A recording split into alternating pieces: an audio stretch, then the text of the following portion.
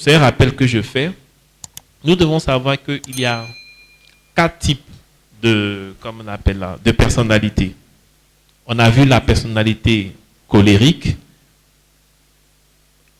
Et les 3 autres types, il y a la personnalité sanguine, la personnalité flegmatique et puis la personnalité mélancolique.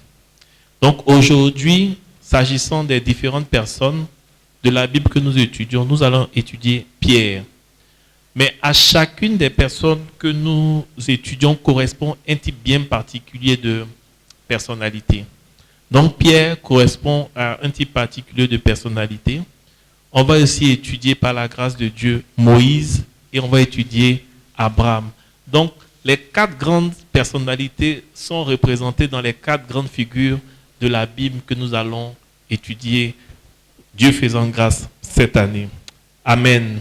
Donc ma prière pour vous, c'est que chacun de nous puisse discerner les forces de ces différentes personnalités-là. Prier le Seigneur pour qu'il puisse ajouter ça à lui-même ses forces, afin que le Temple Gloire soit une église de référence et ait des personnalités, des personnes de référence. Amen. Donc en ce qui concerne l'apôtre Pierre, on dit Pierre, pour pouvoir se retrouver, il est défini par la lettre I. En matière de force, il est dit que Pierre, il est inspirant. Ça, c'est le premier I. Il a une personnalité influente. Le deuxième, il est interactif, c'est-à-dire il communique facilement avec ses pairs. Un autre I, il est impressionnant. Enfin, il est instantané. Voilà, donc, les forces de la personnalité de Pierre, c'est qu'il est inspirant, il est influent, il est interactif, il est impressionnant, il est instantané. Mais il a aussi ses faiblesses comme tout le monde. Donc, les faiblesses de Paul sont l'impulsivité. Il est impulsif, il est imprévisible, il est inconstant. Amen. Il est inconstant, il est instable et enfin, il est émotif. Donc, dans cette introduction que le Seigneur m'accorde la grâce de faire, il va s'agir de tabler essentiellement sur les qualités de Pierre, décrire ces qualités-là et prier le Seigneur pour que dans notre développement, dans notre cheminement, le Seigneur puisse ajouter ces qualités-là aux nombreuses qualités qu'il a déjà données à chacun de vous. Amen. Donc, en matière de qualité, on peut dire que les Pierres, ils sont spontanés. Ils sont les premiers à prendre la parole. Et ça se voit dans Matthieu 4, verset 18. Il est écrit, « Comme il marchait le long de la mer de Galilée, il vit 2 frères, Simon, appelé Pierre, et André, son frère, qui jetaient un filet dans la mer, car ils étaient pêcheurs. Il leur dit, « Suivez-moi, et je vous ferai pêcheurs d'hommes. » Aussitôt, ils laissèrent les filets et le suivirent. De là, étant allé plus loin, il vit 2 autres frères, Jacques, fils de Zébédée, et Jean, son frère, qui étaient dans une barque avec Zébédée, leur père, et qui réparaient leurs filets. Amen. Donc, le verset 20 nous dit quoi? Aussitôt, dès que Jésus-Christ a eu un contact avec Pierre, il n'a pas tergiversé. Aussitôt, c'est la Bible qui le dit, aussitôt, il s'est levé. C'est-à-dire, Jésus a fini de prêcher, il lance l'appel, qui veut me suivre? Pierre n'a pas eu honte de ses frères. Pierre n'a pas dit, attends, je vais essayer de prévenir ma femme pour lui dire que j'entame une nouvelle aventure. Il n'a même pas demandé l'avis de sa femme. Souvent, quand nous lisons la Bible, nous ne prêtons pas attention. Pierre, il était marié. Imaginez un peu, le pasteur Jacques va quelque part en mission et puis on lance un appel. Un gourou lui lance un appel et puis il décide de partir comme ça. Est-ce que, sans l'avis de son épouse, je vous assure qu'il y aura des intercelles à la maison? Mais Pierre n'a pas tenu compte de ça. Il rencontre Jésus pour la première fois. Jésus lui dit, suivez-moi, je vous ferai pécheur d'hommes. Il laisse les filets. Alors que c'était son travail, le filet. Il est pécheur, il laisse ça. Il suit quelqu'un qui n'est ni pécheur, qui n'est ni commerçant, qui ne lui a pas donné l'argent, rien, et puis le suit. La spontanéité, ça c'est une des qualités des personnes qui sont des pierres. Et ma prière, c'est que cette qualité-là soit ajoutée à chacun de nous. Amen. Amen. Donc, pourquoi nous devons cultiver la spontanéité? Pourquoi nous devons la cultiver? Parce que on a besoin de décider rapidement. Pour certaines, dans certaines décisions de notre vie, on a besoin de décider rapidement. Si tu ne le fais pas, l'occasion passe. Et quand l'occasion passe, pour qu'elle puisse se représenter encore, ça devient compliqué. Pour le salut, par exemple, lorsque Jésus-Christ t'appelle, tu ne sais pas quand tu vas mourir. Personne de nous ne sait quand il va mourir. Tu peux rejeter un appel aujourd'hui et puis demain, ça sera ta fin. Tu peux reporter une décision que tu devais prendre aujourd'hui. Par exemple, payer la prime d'assurance. Tu dois la payer. Tu sais que le terme est déjà arrivé. Tu dis, bon, j'ai encore le temps. Tu sors, la police t'arrête. Voilà, ce sont des décisions qu'on doit prendre spontanément. Tu n'as pas pris. Là, tu seras soumis, comme on appelle là, à une amende. Donc, il y a des décisions dans notre vie qu'on doit prendre rapidement. La décision de travailler, la décision de suivre Jésus tôt, la décision de se marier. Il y a des choses qu'on doit prendre rapidement. Amen. Et donc, Pierre avait cette qualité. En tant que leader, chacun de nous doit pouvoir développer la spontanéité. La deuxième caractéristique de Pierre, c'est que Pierre ose. Et là, c'est quelque chose d'extraordinaire. Vous vous souvenez de l'histoire de Jésus marchant sur l'eau? Les disciples étaient dans la barque. Ils étaient dans la barque et c'était vers peut-être 2h, 3h du matin. Quand j'ai écouté l'histoire et quand j'ai lu l'histoire, je me suis rendu compte que il y a un phénomène qui ne date pas d'aujourd'hui. Écoutez-moi très bien. Les disciples sont dans la barque, les disciples de Jésus. Ils savent que Jésus est puissant. Eux tous, ils savent ça. Parce que ce n'était pas la première fois que Jésus-Christ traversait l'eau avec eux. Il y a eu l'histoire de la tempête. Ils ont réveillé Jésus. Jésus a menacé la mer s'est calmée, tout ça.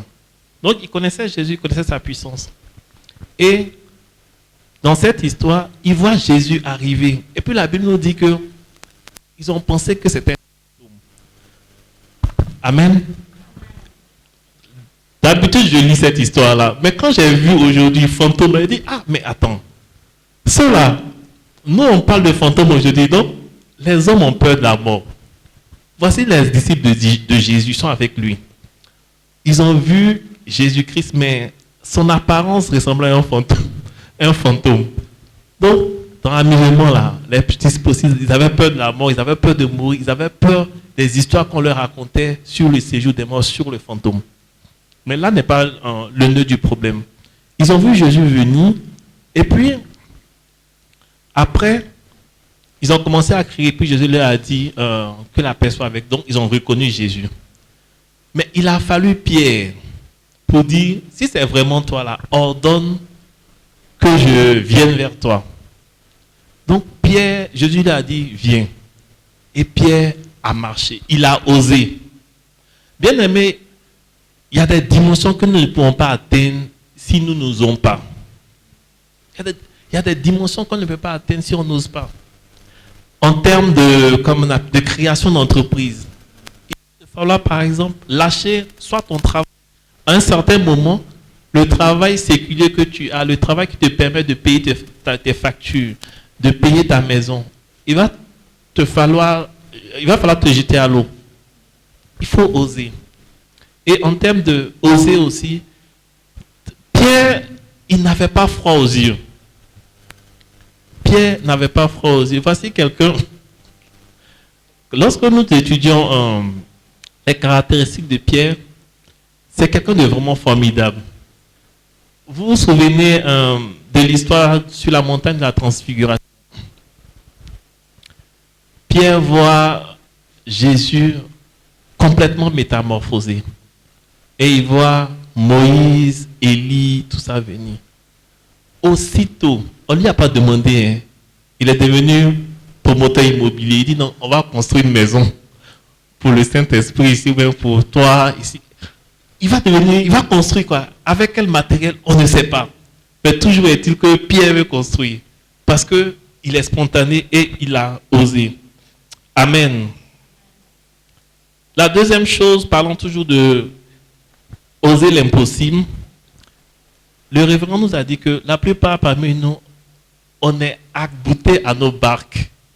C'est-à-dire, ils étaient nombreux dans la barque, ils étaient 12. Mais c'est Pierre seul qui est sorti. C'est Pierre seul qui est sorti. Pierre a fait le premier pas. C'est vrai qu'après, il a coulé. Mais toujours est-il que de tous les hommes vivant sur terre, il est dit que c'est Pierre qui a marché sur l'eau.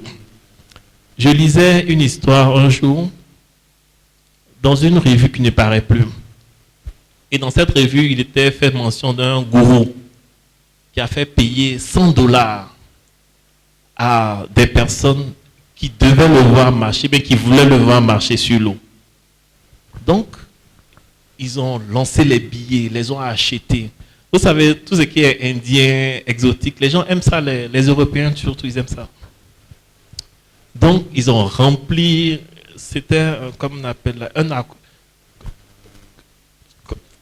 une piscine, voilà, une piscine olympique. Les piscines olympiques, il y a des gradins, tout ça. Et puis bon, la piscine est bien large. Le monsieur est venu, il a fait ses incantations.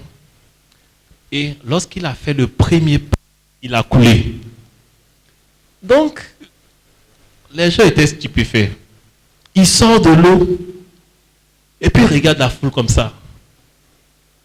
Il leur dit, il y a quelqu'un qui a douté parmi vous. Donc, parce que quelqu'un a douté, lui, il a coulé. Si tout le monde avait la foi, si tout le monde avait la foi, lui, il allait pouvoir marcher. Mais comme il y a un seul qui a douté, lui, il a coulé. Amen. Donc, Pierre a osé, il a marché sur l'eau. Un autre exemple aussi, en termes d'oser les grandes choses pour Dieu, David a eu soif. David a eu soif un jour. Et puis il a émis un soupir, un désir. Il dit s'il y a quelqu'un qui pouvait lui apporter de l'eau de la citerne qui est dans un endroit précis. Mais cette citerne-là, elle était barricadée, elle était gardée par des hommes de l'armée adverse, des combattants, de farouches combattants de Saül. Mais il y a 3 de ces vaillants hommes qui sont partis au péril de leur vie. Le père a soupiré, mais les fils ont décidé de transpirer pour pouvoir apporter cette eau-là à leur père. Donc ils sont partis au péril de leur vie. Ils ont tué certains soldats. Ils ont puisé l'eau et puis ils sont venus donner à David. Quand David a vu leur sacrifice, il a dit non, il ne peut pas boire cette eau-là. Parce que c'est au prix du sang de ces personnes. Elles auraient pu se faire tuer. Mais, parce qu'elles étaient attachées à lui, parce qu'elles voulaient l'honorer, ces personnes sont parties chercher l'eau. Donc David a fait une libation de cette eau. Il a versé, il a répandu cette eau-là pour rendre gloire au Seigneur pour ce que ces hommes-là ont fait pour lui. Amen. Mon ami, ma prière, que chacun de nous puissions oser, tant sur le plan professionnel, sur le plan social, même sur le plan spirituel. On doit oser. Oser faire de nouvelles choses pour Dieu. Oser aborder, comme on appelle, des hommes que nous ne connaissons pas, puis leur prêcher l'évangile. Oser prier pour des malades. Très souvent, on se dit, bon, si on prie puis ne guérit pas, j'aurais honte. Donc, on doit oser. Si nous n'oserons pas, on ne pourra pas voir les résultats de ce que Dieu a mis en nous. Amen. On dit les pierres ont ça c'est le 4e point, les pierres ont une forte influence sur leurs camarades. On va lire Jean 21. Jean 21, verset 1 à 3, il est écrit, après cela, Jésus se montra encore aux disciples sur le bord de la mer de Tibériade. Et voici de quelle manière il se montra. Simon-Pierre, Thomas, appelé Didyme, Nathanaël de Cana en Galilée, les fils de Zébédée et 2 autres disciples de Jésus étaient ensemble. Simon-Pierre leur dit, « Je vais pêcher. » Il lui dit, « Nous allons aussi avec toi. » Il sortit et montait dans une barque, et cette nuit-là, il ne prit rien. Amen. Alors, on voit dans ce trait de caractère, qui est le numéro 3, on dit que les Pierres sont des personnes influentes. Voici Pierre qui est avec les disciples, bien certains des disciples, parce que Jésus-Christ a été crucifié, ils ne savent pas s'il est ressuscité, donc ils se sont mis ensemble, ils vont retourner à leurs premières amours, c'est-à-dire la pêche. Et Pierre dit aux disciples qui sont là, je vais pêcher. Il ne les a pas invités. Il n'a pas dit allons pêcher. Il dit je vais pêcher. Mais le simple fait qu'il ait prononcé cette parole-là a motivé tous ceux qui étaient là à le suivre. Parce que Pierre était quelqu'un de très influent, parce que Pierre avait une personnalité influente. Ma prière pour chacun de nous, c'est que nous puissions être des personnes et avoir des personnalités influentes partout où nous sommes. Imaginez un peu, vous êtes dans votre société, vous êtes dans votre service, vous êtes dans votre entreprise, et puis vous menez le lead, ou bien vous menez, comme on appelle la direction. Ce que vous dites là, c'est ce que tout le monde fait. Enfin, j'espère que ce sont de bonnes choses que vous allez déclarer, mais faire. Amen. Mais si vous dites les mauvaises choses, les gens vont faire les mauvaises choses. Donc, quel que soit ce que vous faites en tant que personne influente, ça a une répercussion sur la vie des personnes que vous guidez, même des personnes que vous menez. Donc, Pierre, avec cette personnalité-là, je vais pêcher. Il va et tout le monde le suit. Par la grâce de Dieu, on a vu ce qui s'est passé après quand Jésus-Christ les a rencontrés. Et là encore, Jésus-Christ a fait un miracle pour chacun d'eux. Amen. Et le 4e et dernier point, on dit que les pierres ont une forte intuition. Les pierres ont une forte intuition. À ce niveau-là, on dit que l'intuition, c'est la capacité de sentir des choses, de voir venir des choses. L'intuition, c'est la voix de l'esprit. Et le révérend Georges a donné les définitions suivantes. Il dit que les hommes, la plupart du temps, tous les hommes ont 3 voix. Il y a la voix du corps. La voix du corps, c'est, par exemple, quand tu as faim, c'est ton corps qui te parle. Quand tu as mal à la tête, ton corps te dit qu'il y a quelque chose qui ne va pas dans ta tête. Quand tu as la fièvre, ça veut dire qu'il y a quelque chose dans ton corps qui ne va pas. C'est ton corps qui est en train de te parler comme ça. Amen. Quand tu as envie de faire pipi, c'est ton corps qui te dit que ta vessie est pleine, etc., etc. Donc, il faut que tu puisses déjà, à ton niveau, entendre, bien comprendre la voix de ton corps. Et à ce niveau-là, on n'a pas de problème. Chacun de nous, quand il a faim, on ne lui demande pas pardon, il se lève, il va manger. Quand il a soif, on ne lui demande pas pardon, il se lève, il va, il boit. On n'a pas de problème à ce niveau-là. Il y a la voix de l'âme. La voix de l'âme, ce sont les pensées. Dieu merci, chacun de nous, on arrive à réfléchir, on arrive à penser. Tant et si bien que lorsque nous sommes à l'église, on fait des voyages alors qu'on parle de la parole de Dieu. On fait des plans, on prépare à l'église. On fait des courses à l'église. Parce que Dieu nous a donné la capacité de penser. Et ça, c'est la voix de l'âme.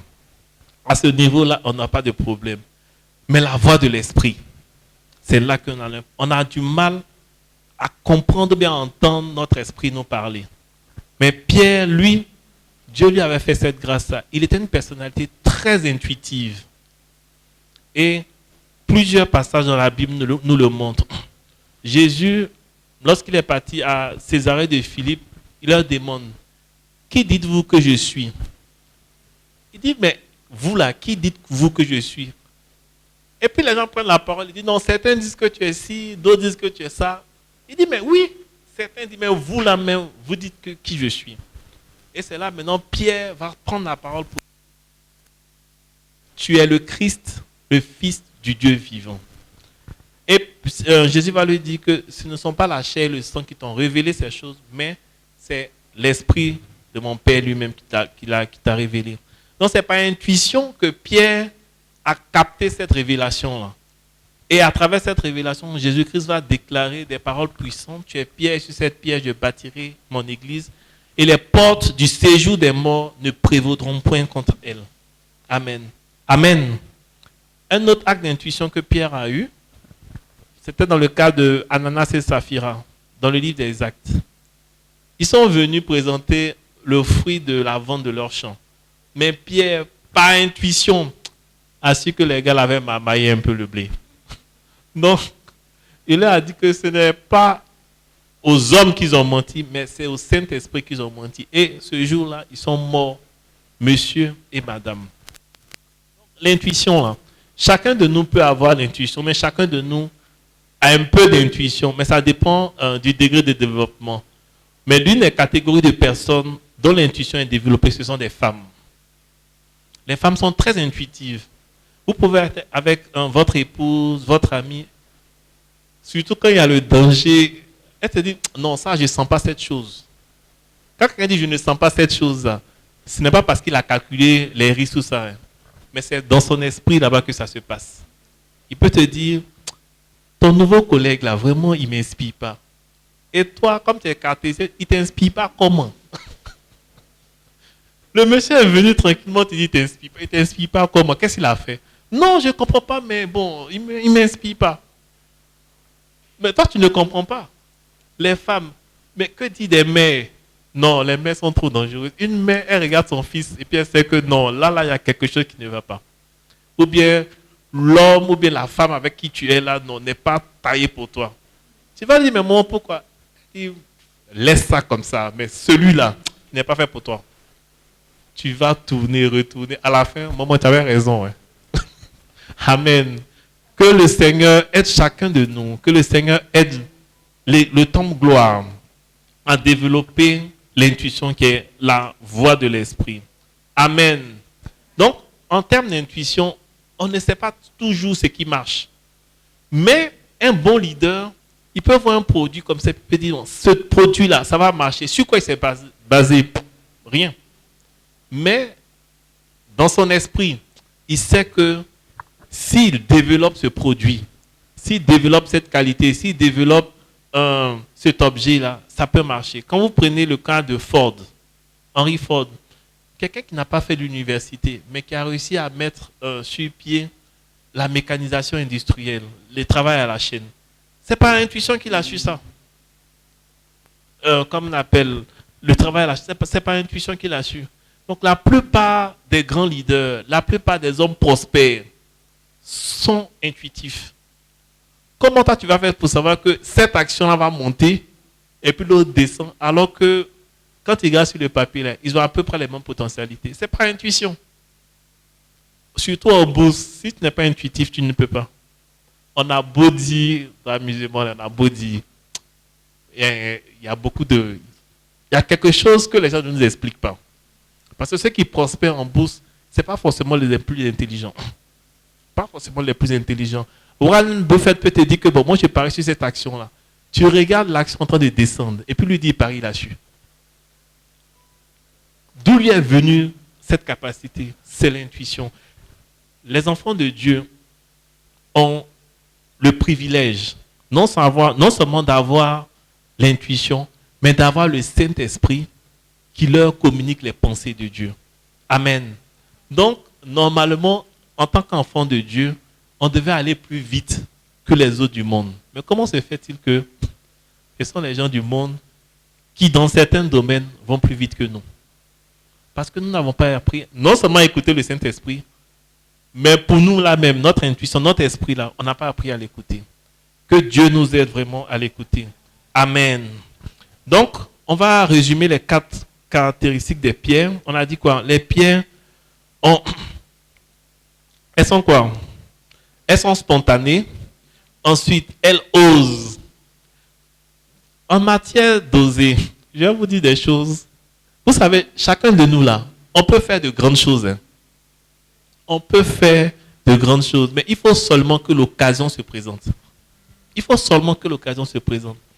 Il y a un étudiant, j'ai lu ça dans un livre, à qui, lui on ne lui a pas dit, mais le professeur de mathématiques est venu dans la salle en son absence. Quand il a fini le cours, il a cité une série d'équations qu'on ne pouvait pas résoudre. Et il a mis une des équations là au tableau. Il dit, cette équation là, on ne peut pas résoudre. Les étudiants qui étaient là, ils ont essayé, puis ils disent, non, c'est vrai, on ne peut pas résoudre. Et lui, il n'était pas là. Il est venu ce jour-là. Et puis il a regardé l'équation. Il a posé sur son papier. Il est parti, comme on appelle, dans sa chambre. Il a traité l'équation. Et il est venu, peut-être quelques jours plus tard, il dit au professeur qu'il a résolu l'équation. Il dit, comment tu as résolu l'équation? Le professeur a pris l'équation. Il a vu que le cheminement du jeune homme était juste. Donc il est parti voir encore notre professeur. Et on s'est rendu compte qu'il avait trouvé la réponse à cette équation-là. Qu'est-ce qui s'est passé? C'est parce qu'il n'avait pas entendu qu'on ne pouvait pas résoudre cette équation. Donc lui, il s'est assis et puis il a résolu ça. La plupart du temps, on n'ose pas parce qu'on nous dit qu'on ne peut pas. On dit, oh non, mais les blancs sont plus intelligents que les noirs. Tout aussi, pour vous fatiguer. Les blancs ont déjà tout fait, vous voulez faire quoi? Donc quand vous entendez ça toujours, et ça, les noirs, on a ce problème-là. On a vraiment ce problème-là. Après plusieurs siècles où on nous a rabaissés, la plupart des noirs, quand ils voient un blanc, ils se disent que non, je ne peux pas. Je ne peux pas. Et ce n'est pas seulement à notre petit niveau, à tous les niveaux. Par exemple, ce message que je suis en train de donner, si c'est un blanc qui le donnait, ça allait avoir une autre façon dont vous allez l'écouter aussi. Parce que c'est un blanc. Même si c'était un jardinier qui est quitté dans son jardin, il vient, il donne ce même message-là, ça allait être différent. À l'école de police en Côte d'Ivoire ici, il y a certaines années, il y a peut-être dans les années 70, c'était un jardinier qui faisait le cours de droit pénal spécial. Un jardinier. Mais comme il était de la coopération, on l'a pris, il est venu, il prend le livre, il vient, il lit, et puis les étudiants la recopient. Après, il prend les questions, leur pose. C'est après qu'ils ont su que c'était un jardinier. Mais comme il était blanc. Amen. Donc, il faut qu'à notre niveau, nous osions. Donc, j'ai dit, tout est en nous. Hein. Il y a le docteur Olukuya qui a donné un témoignage. Il dit qu'il y a un jeune homme parlant de ce qu'on peut faire lorsqu'on est confronté à des situations terribles. Il partait rejoindre quelqu'un et la maison de la personne était chose comme on appelle là. On devait traverser un cimetière pour atteindre la maison de la personne. Et je ne sais pas comment il s'est arrangé. Le gars est tombé dans une tombe. Il est tombé dans une tombe. Et il a essayé de sortir, mais ne pouvait pas. Donc, il a résolu dans son cœur. La tombe était neuve. Elle devait recevoir un cercueil. Mais bon, les gens n'avaient pas bien fait. Mais donc, il est tombé dedans. Donc, il s'est dit, bon, je vais essayer de dormir. Comme ça, le matin, je vais crier. Et puis, les gens vont me secourir. Donc, quand il a pris cette résolution, il y a quelque chose qui l'a tapé. Pour dire, ici, là, on ne sort plus hein, quand on rentre. On dit, on ne sait pas comment le monsieur a fait.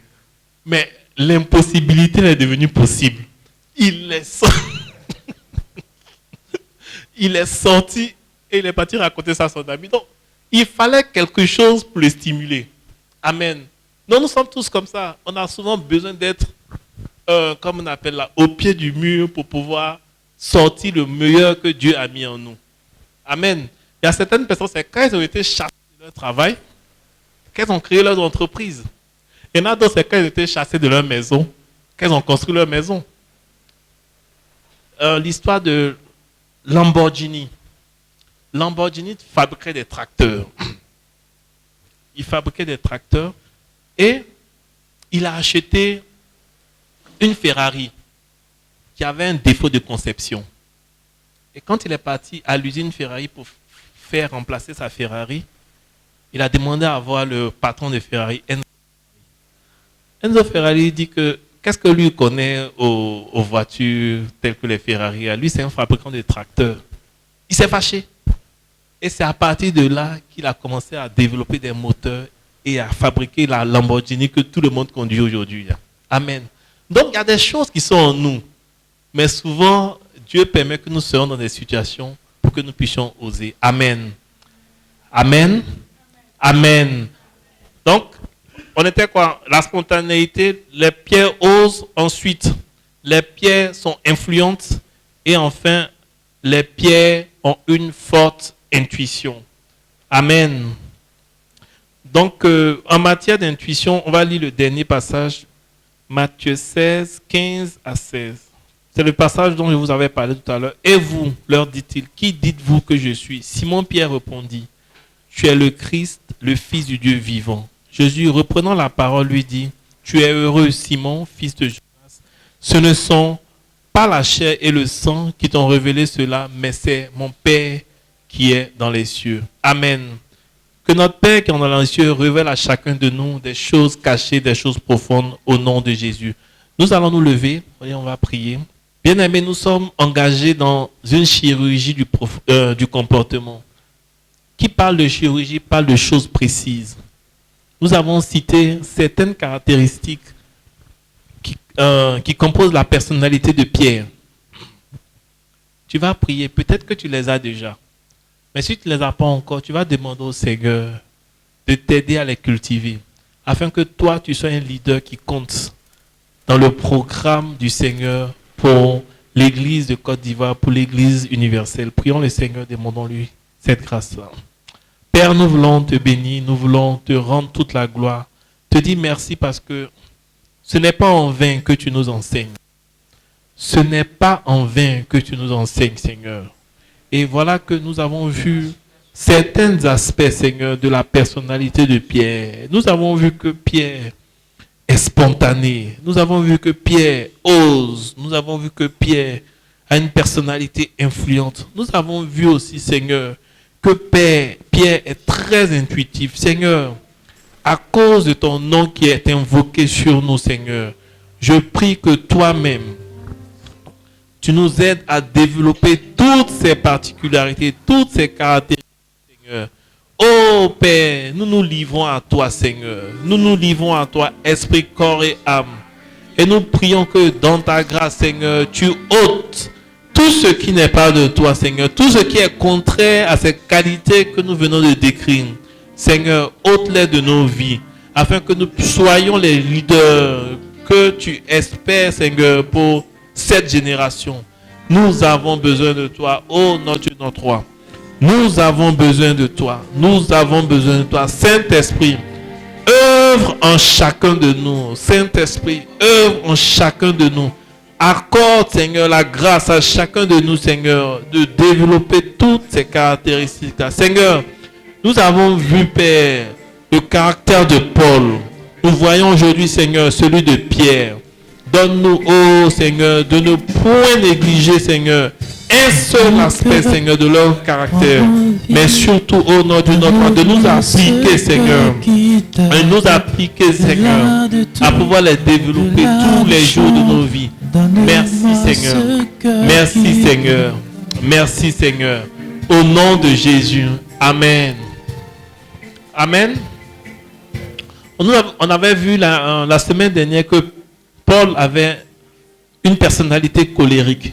Je pense que Pierre a une personnalité sanguine. Pierre a un sanguin, quelqu'un de fougueux. On va demander au Seigneur, nous sommes soit mélancoliques, flegmatiques ou bien colériques, qu'on puisse développer, que le Seigneur ajoute un peu de sanguin en nous, afin que nous puissions être intuitifs, nous puissions être spontanés, nous puissions être des personnes qui osent. Prions le Seigneur, demandons-lui cela. En fonction de ta personnalité, tu pries. Seigneur, je prie, Seigneur. Nous venons de voir ces caractéristiques, Seigneur, qui, oh mon Dieu, mon roi, ont permis à Pierre, Seigneur, d'aller loin, Seigneur, avec toi. Merci parce que tu veux traiter avec nous, Seigneur. Tu veux traiter avec nous, Seigneur. Tu veux traiter avec nous, Seigneur. Oh Père, voici que nous voulons aujourd'hui, Seigneur, ajouter à la personnalité colérique, Seigneur, la personnalité sanguine. Oui, Papa, aide-nous, Seigneur. Aide chacun de nous. Aide chacun de nous. Aide chacun de nous, Seigneur. Aide chacun de nous, Seigneur. Le temps gloire a besoin de toi. Le temps gloire a besoin de toi, Seigneur. Au nom de Jésus-Christ de Nazareth. Père, merci pour ta grâce. Au nom de Jésus. Amen. Amen.